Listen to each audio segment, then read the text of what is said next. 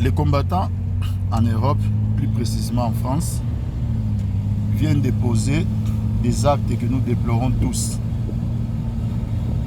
C'est l'heure de la reddition des comptes. Ces actes sont à déplorer, certes, mais quelles sont leurs origines? Qui sont les auteurs intellectuels de ces différents mouvements? Depuis combien de temps dénoncions-nous les comportements de ces différents combattants? Dire aujourd'hui que les combattants à Paris viennent déposer des premiers actes de telle ampleur, ce n'est pas dire la vérité. Les combattants ont déjà brûlé des voitures au Conseil d'héritiers. Les combattants ont brûlé notre ambassade. Les combattants ont tapé sur le président Kengo et sur des paisibles citoyens. Les combattants ont fait. Ils ont même déjà bloqué les périphériques à Paris. Qui les encourageait quand ils posaient ces actes? Pourquoi n'étaient-ils jamais punis quand ils posaient ces actes? Chers amis, en toute honnêteté, c'est le lieu ici d'interpeller nos consciences collectives. C'est notre manière de faire la politique dans notre pays.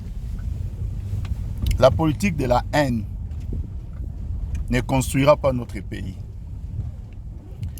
J'observe des dégâts énormes dans plusieurs mouvements dans notre pays, juste parce qu'il y a un seul individu qui était au centre pour des raisons inexpliquées que des gens ont haï. Aujourd'hui maintenant, tous nous déplorons les dégâts. Je me réjouis en tant que kabiliste, c'est de savoir que nous n'avons jamais contribué à l'émergence de ces mouvements et comme aujourd'hui nous ne les soutenons pas. Nous étions contre Boketu, pour ne parler de lui. Quand il insultait le président Kabila, nous sommes toujours contre Boketu, quand aujourd'hui il incite le président Félix. Mais hier, quand Boketu incitait le président Kabila, que les gens interrogent leur conscience. Étaient-ils contre ou étaient-ils pour? C'est pourquoi je viens de dire que c'est l'ère de la reddition des comptes pour faire la politique autrement. Pour l'avenir de notre pays, ne sèmons pas la haine. Ne sèmons pas la zizanie. Parce qu'après tout, c'est notre pays maintenant qui payera toujours les frais.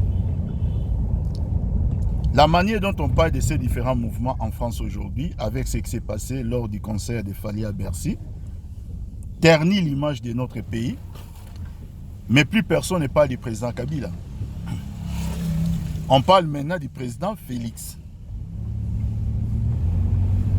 Ce qui voudra tout simplement dire que nous devons éviter de poser certains actes qui peuvent avoir des effets réverbérants pour se retourner même contre nous. Pour l'avenir de mon pays, je prêche l'amour, je prêche l'unité, abat la haine, abat la jalousie.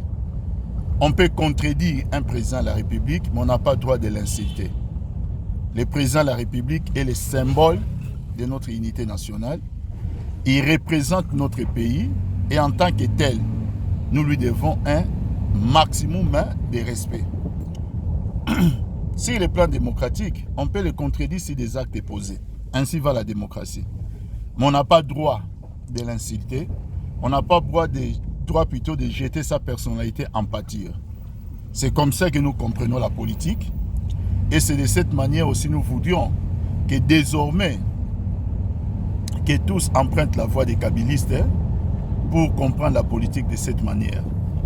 Que vive la République démocratique du Congo, que vive l'amour entre les Congolais, que vive l'unité entre les Congolais. Je vous remercie.